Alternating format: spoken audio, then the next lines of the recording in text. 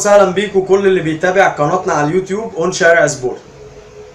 الف الف الف مبروك للمنتخب السعودي اللي عمل اداء ولا اروع قدام المنتخب الياباني، وقدروا انه يكسب 1-0 بجون فهد المولد، واول فريق عربي يوصل لروسيا 2018.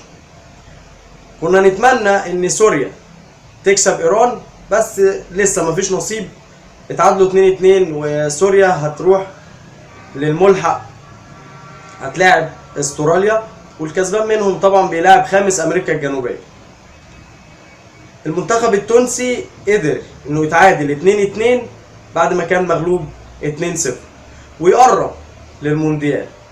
المنتخب الجزائري خلاص ما قدرش يلعب في مجموعته بطريقه كويسه فخرج. نيجي لمنتخبنا، الاداء مش عاجب اي حد بس بنقرب للمونديال. كوبر تشكيلته بتعتمد على الاداء الدفاعي، حتى راس الحربة بيبقى واخد مهام دفاعيه.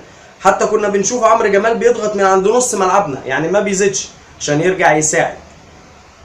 الجناب او الاجنحه ما بيزيدوش، رمضان بيرجع يؤدي الواجب الدفاعي، محمد صلاح بيرجع يؤدي الواجب الدفاعي، كل واخد تعليمات دفاعيه. احمد فتحي ما بيزيدش، محمد عبد الشافي ما بيزيدش. طب هنعمل ايه؟ الحمد لله ان احنا جبنا جون بدري عشان ما نفضلش مستنيين جون في وسط الاداء الدفاعي للمنتخب الاوغندي والاداء الدفاعي لكوبر. مفيش. بس انا اقول على حاجه، احنا كان معانا جيل كان بينيم افريقيا كلها من المغرب، جيل بيلعب كوره حلوه، كوره على الارض، واحرجنا البرازيل وكسبنا ايطاليا بس ما صعدناش كاس عالم. انا ما عنديش مشكله نلعب وحش بس نصعد. اتغلبنا 1-0 من اوغندا في اوغندا، كلنا قلنا خلاص الامل ضاع، وبدل ما كنت بتنافس اوغندا بس غانا هترجع للموضوع ويبقى الموضوع باظ، لان انت اخر ماتش ليك مع غانا. بس غانا تعمل المفاجاه وتتعادل مع الكونغو، رجعنا نشجع تاني، خلاص تكسب اوغندا هنا يبقى الموضوع قرب شويه. الماتش اتصعب، شباب عندها 25 سنه و26 سنه، وعندنا الضغط وعندنا السكر. انا تعبت من المنتخب بصراحه مع كوبا بس كسبنا. الاهم دلوقتي ان ماتش اوغندا وغانا هيبقى قبلنا بيوم، قبل مصر والكونغو بيوم، ودي حاجه كويسه جدا. غانا لما كسبت الكونغو 5 رجع عندها امل ضعيف، وده مش هيخليها تستهتر قدام اوغندا او تسيب لها الماتش. لكن لا قدر الله اوغندا لو كسبت غانا واحنا كسبنا الكونغو هنبقى محتاجين نقطه على الاقل من ماتش غانا، وده اللي احنا مش عايزينه. احنا ان شاء الله عايزين نحتفل في القاهره هنا بعد هزيمه اوغندا او تعادلها، واحنا نكسب الكونغو ان شاء الله. انا مش هتكلم كتير عن خطه كوبر، خلاص الراجل انا معرفش هو بيعمل ايه، بس الحمد لله ان احنا كسبنا. زي ما قلت قبل كده كان معانا فريق تقيل جدا وما وصلش لكاس العالم، فده انا الاداء مش هاممني بصراحه. انا عايز اوصل لكاس العالم. في ناس هتختلف معايا كتير بس قولوا لنا نعمل ايه، هو ده اللي قدامنا دلوقتي. بس انا شايف في الفتره دي لان كوبر ولا بيطور من نفسه ولا من فكره، انا مش عارف، لازم يمشي بصراحه. انا مع ان هو لازم يمشي، يجي مدير فني مصري يكمل بينا الماتشين اللي جايين دول وان شاء الله هنصعد. هي مش كينيا يعني، خلاص انت هتلعب الكونغو وهيكون ان شاء الله ماتش مريح، لان غانا ان شاء الله هتكسب اوغندا ان شاء الله. نيجي بقى لماتشنا الاهم وهو ماتش الكونغو. وزي ما حضراتكم عارفين ان انا بقول العناصر اللي تخلينا نخاف او العناصر اللي هي فيها نقطة ضعف في كل فرقة، زي ما قلنا على اوغندا.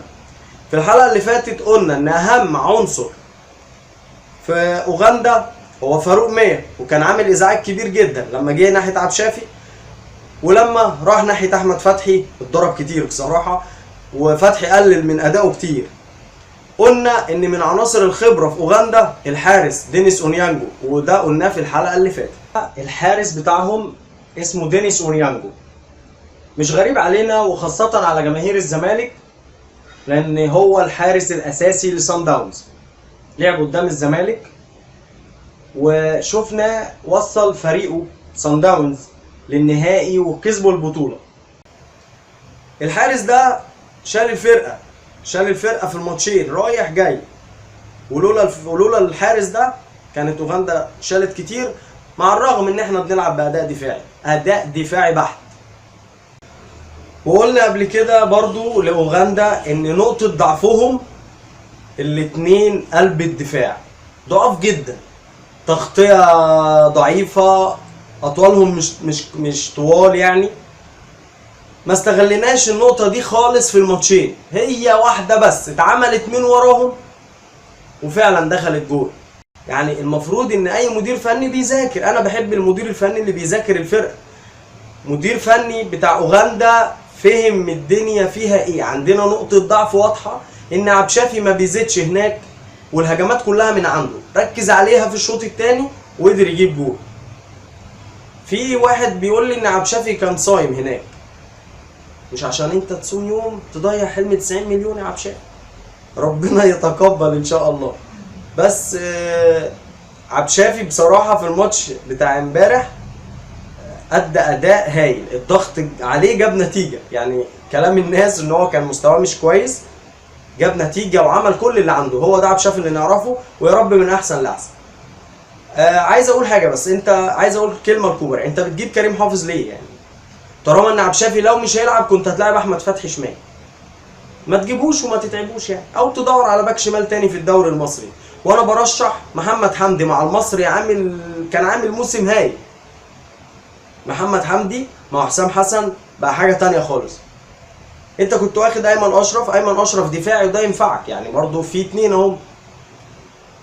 بس مش هنتكلم برضه على كوبر، ونكمل بقى نخش على ماتش الكونغو. هم عندهم اخطر ثلاثة.